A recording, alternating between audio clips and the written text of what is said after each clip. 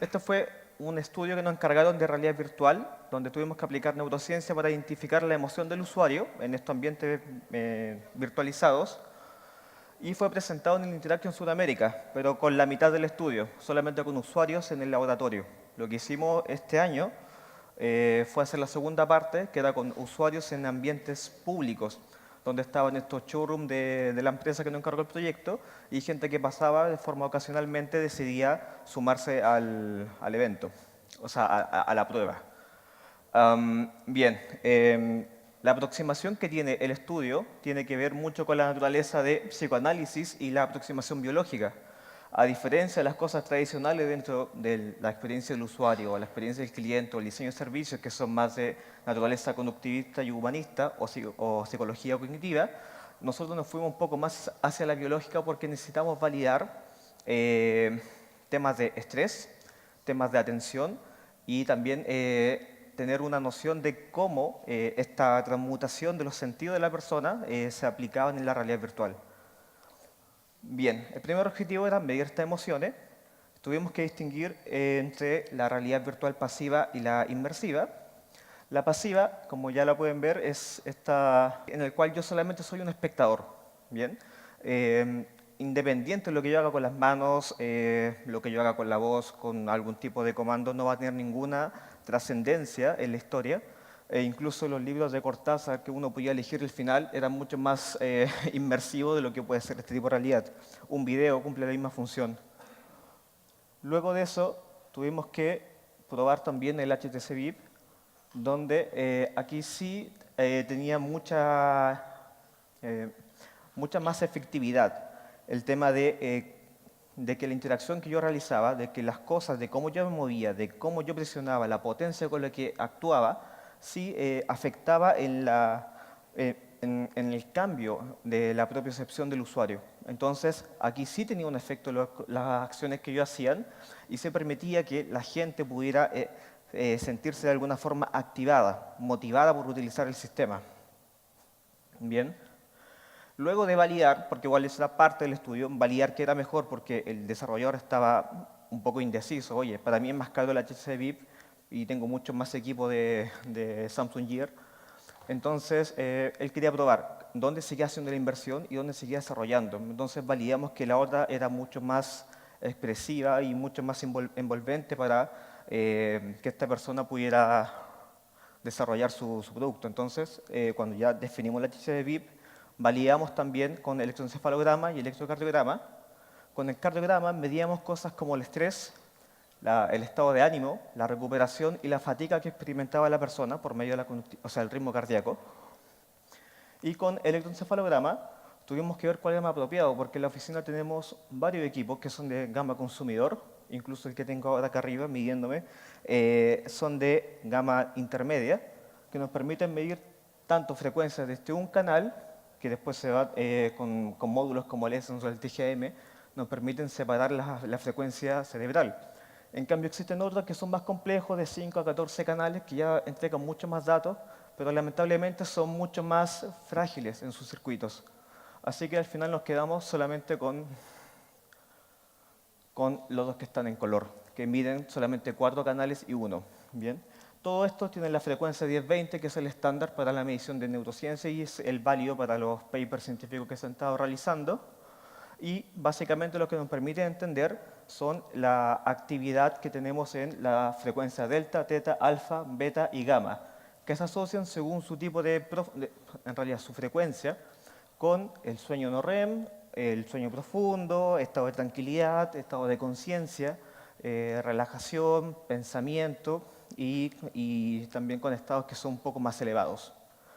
Entonces, pese a lo que muchos creen, con esto no leemos la mente, solamente leemos la actividad cerebral que existe, la capacidad que tiene la gente de dedicar recursos a lo que tiene enfrente, y con eso vamos validando y contrastando con el electrocardiograma. Entonces, ¿qué empezamos a medir con esto? Empezamos a medir dos tipos de aplicación del electroencefalograma con un dispositivo Head Mounted Display más un electrocardiograma para poder contrastar los datos que reflejaba el electroencefalograma. Bien. Dentro de estas pruebas trabajamos con el Current Probing, con el Probing en retrospectiva, con la entrevista escucha activa y con la observación de usuarios. ¿Para qué? Para que con esto pudiésemos tener dos tipos de acciones. Una, el usuario que está, o sea, la persona que está observando. Por otro lado, la persona que está midiendo con estos equipos y cuantificando los datos. Y por otra parte, una persona que esté haciendo el seguimiento de una forma mucho más humana. Entonces teníamos tres tipos de observadores que podían contrastar estos datos.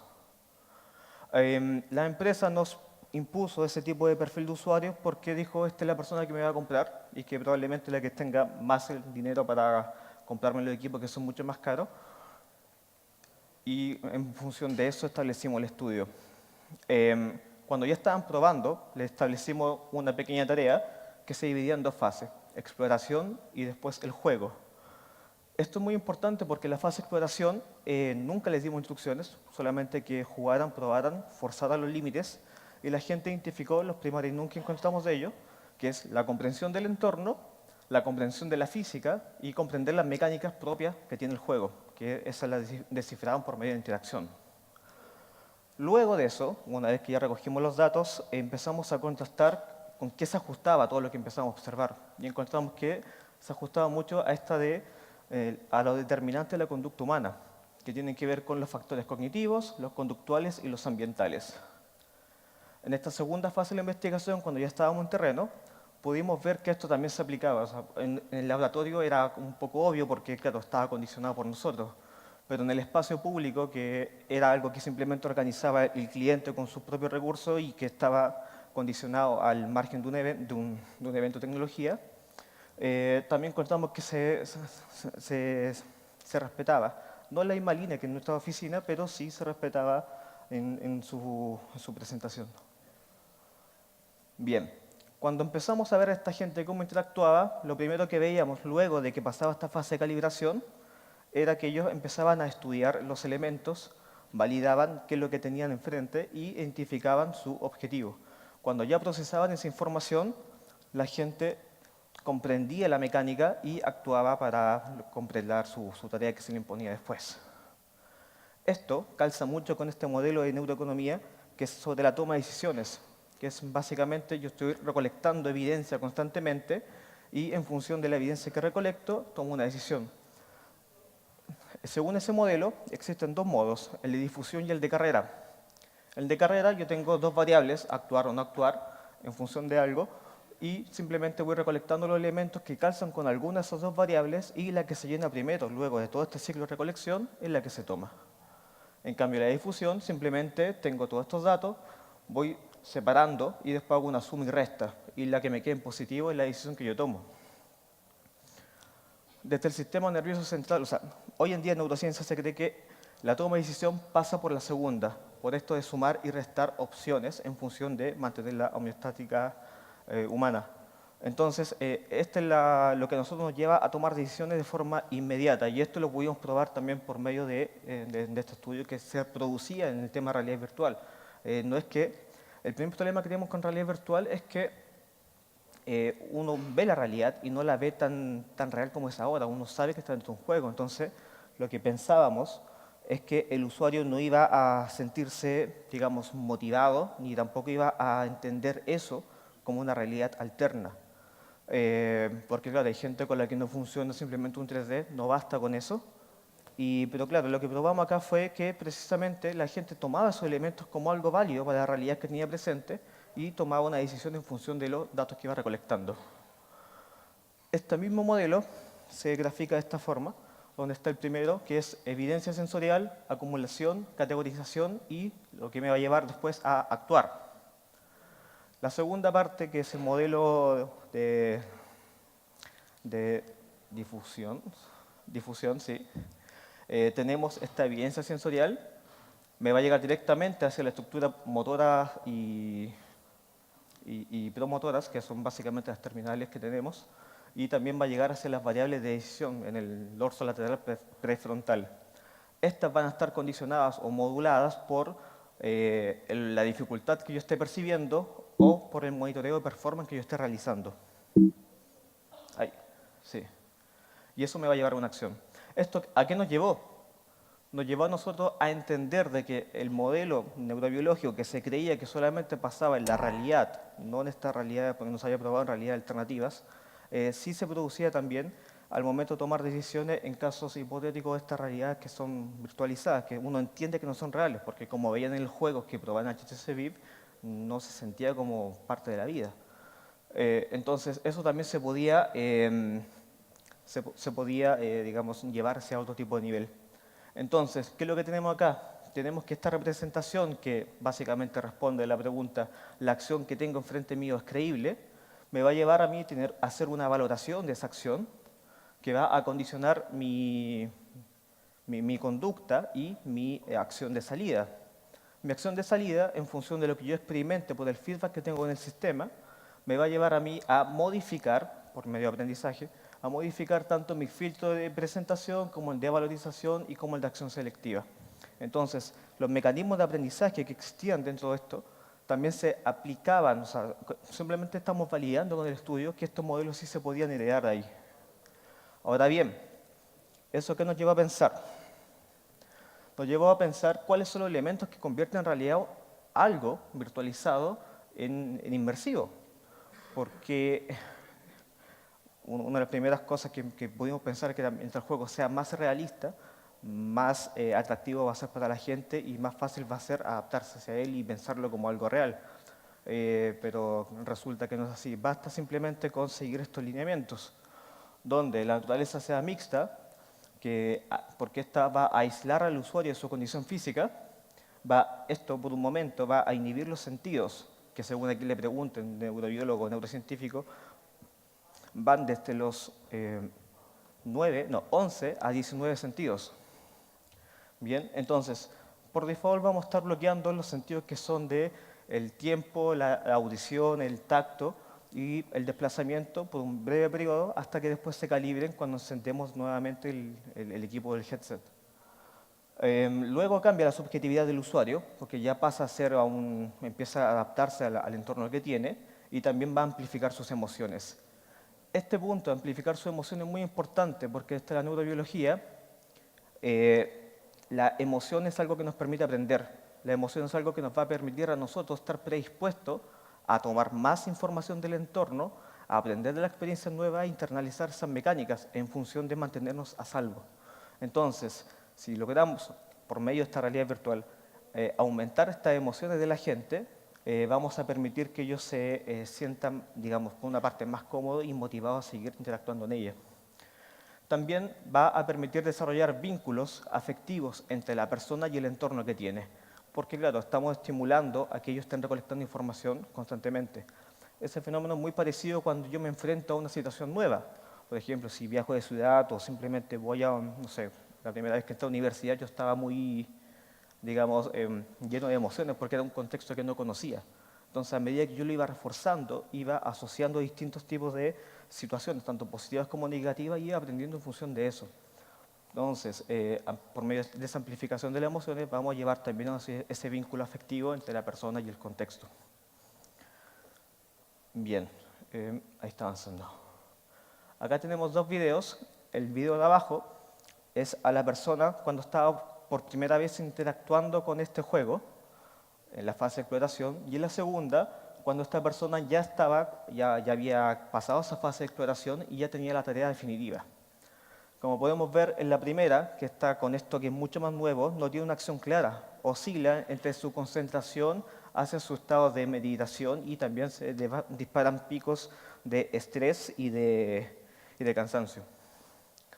Y en cambio en el de arriba ya vemos que la gente, como ya tiene que cumplir con un tiempo, tiene que cumplir con la tarea, aquí la persona ya se va mostrando mucho más estrés, pero también vemos que su actividad delta y teta, que son las asociadas a la imaginación, están muy activas. Es porque de verdad está reconociendo que el ambiente virtualizado no es real y tiene que poner mucho de sí mismo para mantener esa ilusión, pero a la vez tiene que estar con un nivel de estrés alto por mantener eso y también cumplir con el objetivo.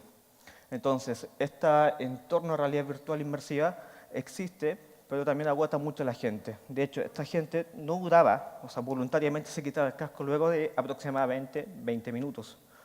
Porque también lleva, no es solamente este desgaste de cognitivo, que me consume muchos recursos biológicos, sino que también estaba el añadirle el detalle físico, que tenían que estarse moviendo, haciendo ejercicio, y eso también los saturaba muy rápido. Bien.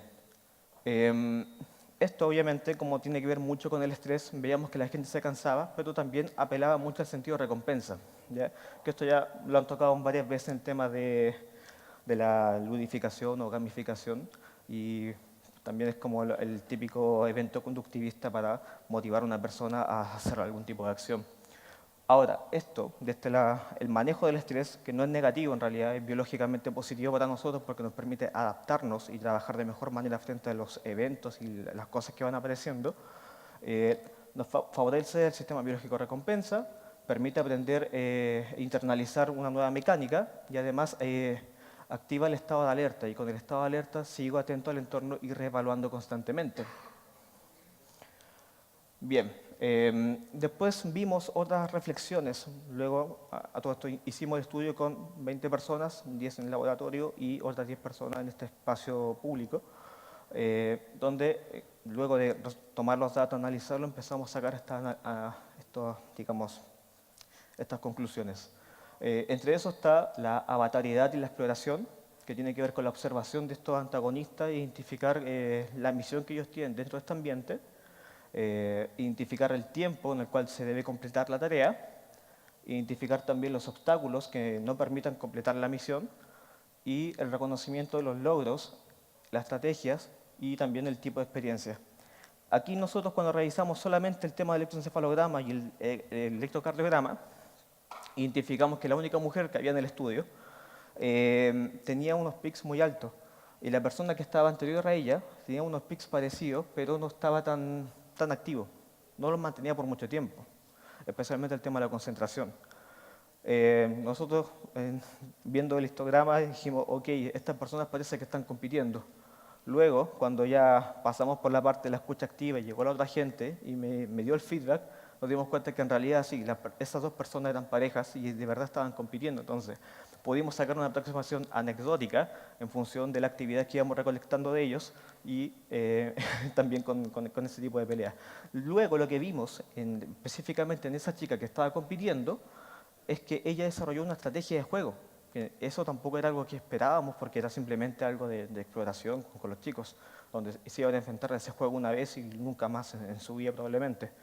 Pero las chicas sí, como estaban en ese modo de competitividad, porque no quería perder, desarrolló una estrategia en la cual ella tenía que estar con su bandeja, dejaba una lista de elementos para alimentar a estos marcianos y se los daba según iban apareciendo en el requerimiento del mesón. En cambio, el hombre, la gran mayoría, en realidad todos los hombres, era la única chica que estaba ahí, todos los hombres veían el pedido, entendían lo que tenían que hacer, iban, sacaban las cosas en la bandeja y se lo entregaban al marciano. No se adelantaban, no preveían como un poco más hacia el futuro, no desarrollaban esta estrategia con los chicos, con el juego. Bien, luego de esto, y un poco para cerrar, identificamos estos tres tipos de temáticas que tienen que estar sí o sí para que una realidad virtual sea inmersiva. La primera de esas es la identidad, que tiene que ver con aquí un par de mapas mentales, donde está el sujeto, pasa por una etapa de realización y luego pasa a una corporización, que va a significar este alter ego. Esto, si lo vemos de una forma bastante básica, es la persona que se enfrenta a algo nuevo, se desprende de lo que ya era, que esa persona sin la realidad virtual, y luego empieza a evaluar el entorno con esta realidad virtual nueva y empieza a ajustar sus sentidos y su forma de acción en función del feedback que va teniendo de la cámara. Bien, y luego viene el espacio, que desde la biología se plantea de que apenas surge una mejora, esta mejora va a empezar a ocupar todos los espacios y el espacio en sí se va a hacer más amplio porque las posibilidades se van expandiendo. Entonces, si lo vemos también de esa forma, también calza con ese modelo, porque la actividad humana pasa por el sujeto, que pasa por una inacción, después pasa esta etapa de heterotopía y la permutación que va a terminar en esta neocolonización. ¿Ya? Ups. Bien. Entonces, la inacción va a permitir al usuario tomar control del ambiente. La heterotopía va a permitir que defina el lugar, que defina qué cosas son. La permutación va a permitir que tenga este caos, digamos, no sé si llamarlo ambivalencia, pero ese concepto de caos y cosmos, que el espacio como que lo percibe tal y como se le entrega, no lo cuestiona mucho. Y también está el tema de la mecánica, donde entiende lo que pasa y actúa. Y la neocolonización, que tiene que ver con involucrarse en este espacio nuevo, que es desconocido para él. La cultura tiene que ver con un sujeto que pasa con la naturalización, se vuelve parte del lugar, esta neoverdad que adopta esta nueva realidad, y la bótica, que permite interactuar con los bots. En este caso, esto es muy parecido a lo que nos plantea el solipsismo, solo que lo estamos virtualizando. Y bien, ¿por qué es importante detenerse un poco en hacer este tipo de reflexiones y presentarlas? Es porque desde la experiencia de usuario como la experiencia de cliente, generalmente nos enfocamos en un problema preciso, pero tampoco nos sentamos mucho a reflexionar sobre qué va a significar esto en el futuro. Mark Weiser ya en el 96 planteaba que existían tres olas tecnológicas. La primera, donde había un computador para mucha gente. La segunda, que es la computación social, donde hay muchos computadores para mucha gente, o sea, para una sola persona. Y la tercera, que es ubicua, donde van a existir muchos computadores para mucha gente y además los computadores se van a poder intercomunicar. ¿Qué va a significar eso?